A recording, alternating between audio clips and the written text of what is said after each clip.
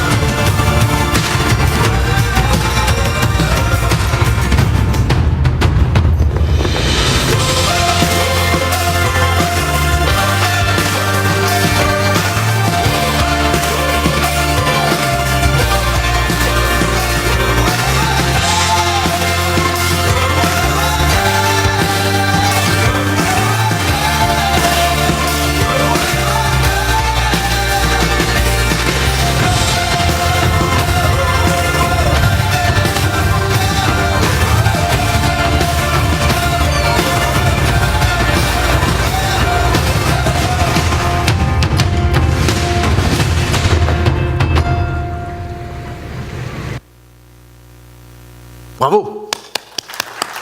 Merci. On reviendra sur les B-Blocks tout à l'heure, mais donc Lachaud Béton, c'est 70 ans d'histoire. 70 ans d'histoire. À l'origine, donc, mon grand-père, à l'après-guerre, qui s'est lancé dans l'extraction de matières premières comme les galets de rivière, en fait, tout simplement parce qu'à l'époque, ils étaient agriculteurs. Et à la suite de la Seconde Guerre, la demande se faisant, ils ont commencé à faire des trous, à l'époque, dans les terrains, dans les prés, ce qu'on ne peut plus faire aujourd'hui de façon, on va dire, sans autorisation. Donc à l'époque, c'était, on va dire, classique. Et on a extrait des galets de rivière, et c'est né comme ça. Les carrières Lachaud à Saint-Pantaléon-de-l'Arche sont nées à partir de trous sur des terrains qui étaient piétinés par les vaches. Et donc, effectivement, à cette époque-là, donc, on est sur les galets de rivière, on a besoin de béton, enfin, de matériaux pour la construction des routes, pour la construction des maisons, des immeubles, etc. Donc, on se doute que c'est le plein boom. Et virage sur les mines à ciel ouvert dans les années 70 ? Voilà, effectivement, dans les années 70, effectivement, à la suite de restrictions écologiques, notamment pour les milieux aquatiques, parce qu'à l'époque on draguait le lit des rivières et donc forcément ça crée des nuisances automatiques pour l'écosystème. On s'est retourné vers des carrières à extraction à ciel ouvert où la législation était beaucoup plus encadrée. Donc de là, nous avons cessé d'extraire des matériaux de carrière, on va dire, sur des terrains naturels, des plateaux, ce qui forme aujourd'hui des étangs. Les étangs notamment du Roseau-Gaillard, pour ceux qui connaissent, à la sortie de Brive, direction Terrasson, en l'occurrence. Et effectivement, dans les années 70, mon grand-père a ouvert 2 sites. Un site sur la commune de Chabrignac, entre Objat et Pompadour, et un site à la sortie de Brive, le long de l'autoroute A20, en prenant direction Toulouse. D'accord, donc ça c'est l'histoire familiale, le grand-père, le père sont dans le béton, dans l'extraction de matériaux et la transformation. Ils ne sont pas encore dans le béton. Enfin, ils ne sont pas dans le béton, ils sont dans le matériau. Exactement. D'accord. À l'origine, nous sommes vraiment spécialisés dans les matériaux de carrière, que ce soit de la roche massive ou du sable. D'accord. Et vous n'êtes pas du tout là-dedans à la base?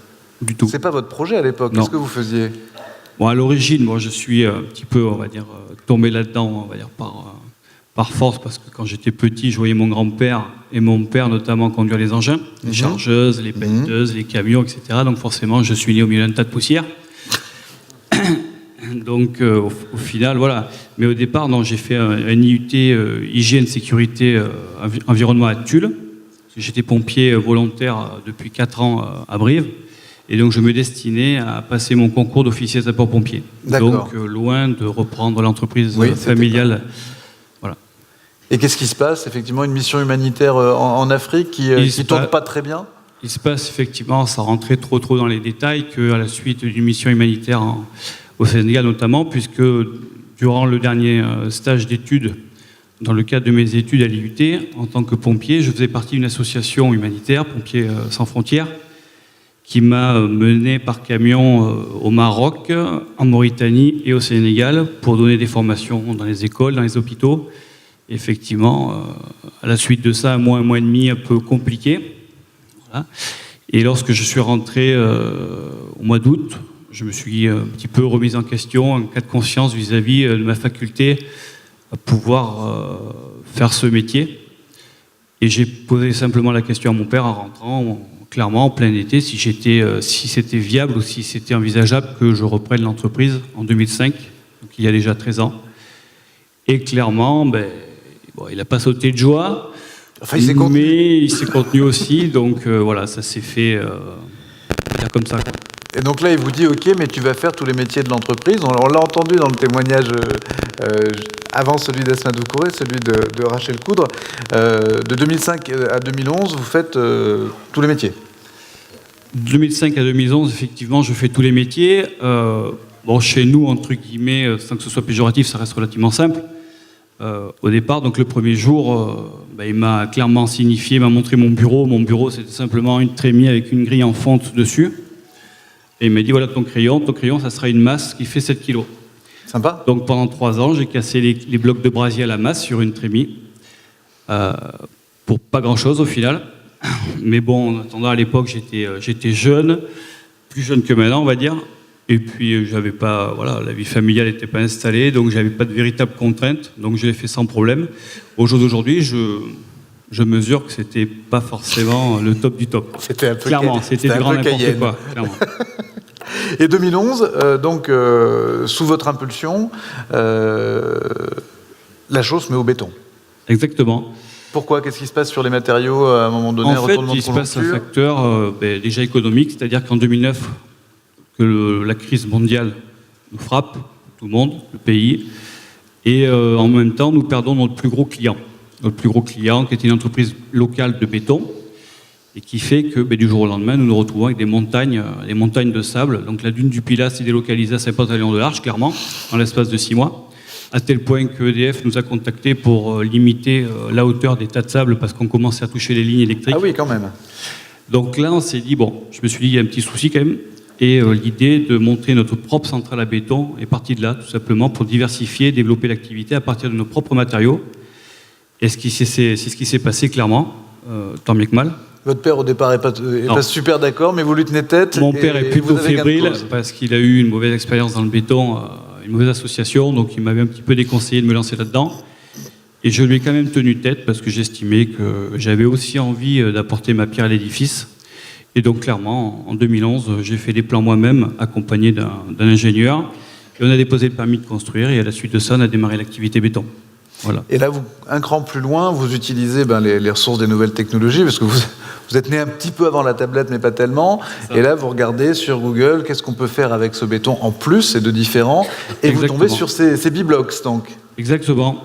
Donc ça s'est fait un petit peu, alors pas tout de suite aux États-Unis, mais dans un premier temps, c'était pour limiter les retours béton. Ce qu'on appelle les retours béton, c'est pour limiter les rejets lorsque vous commandez un peu trop de béton. Ça peut arriver, 1 mètre cube, 2 mètres cubes, pour éviter de le gaspiller. Économiquement, ce n'était pas un problème, puisqu'il était déjà payé par le client. Oui. Le truc, c'est que sur le plan environnemental, ça devenait un petit peu gênant. Donc j'ai cherché une solution pour pouvoir transformer ce béton en produit fini, d'où l'idée d'en faire des Lego. Donc c'était un produit qui existait déjà aux Pays-Bas, ces fameux Lego, et on a délocalisé un petit peu le système chez nous en France. On a fait partie des tout premiers en 2012 à lancer ces fameux blocs béton type Lego. On les appelle Lego tout simplement parce que c'est facile à imaginer, automatiquement par leur système d'emboîtement. Et on a, la demande grandissant, nous avons clairement augmenté la capacité de production de mois après mois. Aujourd'hui, nous avons 6 salariés à temps plein qui travaillent que pour les blocs béton. Que ce soit sur la partie production, ou la partie administration. Et là, vous êtes donc distributeur exclusif pour la France ? Non, nous ne sommes pas sur ce type-là, sur ce produit Lego. Oui. Il est difficile, si vous voulez, c'est comme une couleur, on ne peut pas se l'approprier. D'accord. Vous voyez, de par la forme géométrique, il faut vraiment développer un concept, un système très innovant pour pouvoir le breveter. J'ai essayé, ça n'a pas fonctionné. Ça n'a pas fonctionné. Par contre, voilà, il faut être le premier, il faut avoir un temps d'avance. Mais la concurrence 2 ans après se faisant, forcément, parce qu'ils ont compris que le créneau était bon, notamment avec la montée de tout ce qu'on connaît aujourd'hui, les attentats. Je me suis dit, bon, l'activité diminuant, d'autant plus que c'est relativement lourd, donc en termes de transport, c'est compliqué à gérer. J'ai cherché effectivement outre-Atlantique, un produit pareil, à base de béton, donc des blocs béton empilables, dédiés au soutènement cette fois. Donc pour tout ce qui est renforcement de talus. Et là, j'ai pu acheter effectivement la licence, le concept américain, le brevet américain pour 10 ans, avec un de mes associés, où nous sommes détenteurs de cette licence sur toute la France. Donc c'est un produit qui est en train d'exploser. Et concrètement, et en parallèle, nous, à partir des blocs Lego, nous développons un petit peu, à notre échelle, ce qu'on appelle des tables sécurites. C'est-à-dire qu'on essaye de faire des tables manches debout pour sécuriser les terrasses de café. En tout cas, des dissuasions. C'est-à-dire qu'à partir de là, on rajoute un support, un plateau, et ça permet d'encadrer des terrasses et pour limiter l'impact en cas d'attentat. Là-dessus, nous avons déposé un brevet qui date du 30 août, donc qui est tout frais. Qui est tout frais. Donc, je cherche en permanence à innover et à vouloir apporter quelque chose de plus valorisant sur la société. Et vous y arrivez, puisqu'en 5 ans, donc, vous avez multiplié le chiffre d'affaires par 3,5. Et vous êtes passé de 10 à 26, 27. Voilà. Donc l'innovation et l'ouverture à l'international, effectivement, y compris sur des métiers brick and mortar, comme on dit, eh ben, ça marche. Alors, comment vous vous sentez dans cette vie en tant qu'entrepreneur et comment vous vous sentez sur votre territoire de Brive ? Je me sens plutôt bien parce qu'en plus, nous sommes relativement bien suivis, et, que ce soit par les collectivités, les entreprises. Je bénéficie d'une antériorité qui n'est pas négligeable, de par mon grand-père et de par mon père. Donc ça, je ne l'oublie pas, c'est vachement important pour moi. Donc je me sers de ça, de cette force-là, de cette histoire pour pouvoir rebondir et pour pouvoir apporter ma pierre à l'édifice. Et je pense que même si mon père ne me le dit pas, je pense qu'il est très content de ce que je fais au jour d'aujourd'hui. Parce que maintenant, du Lachaud, on envoie à Lille, on envoie à Marseille, on envoie à Paris. Et pas plus tard que cet après-midi, j'ai envoyé un dossier au COJO, voilà, à la Commission des organisations des Jeux Olympiques pour Paris 2024. Ah oui. Donc en croisant les doigts. On croise les doigts avec vous.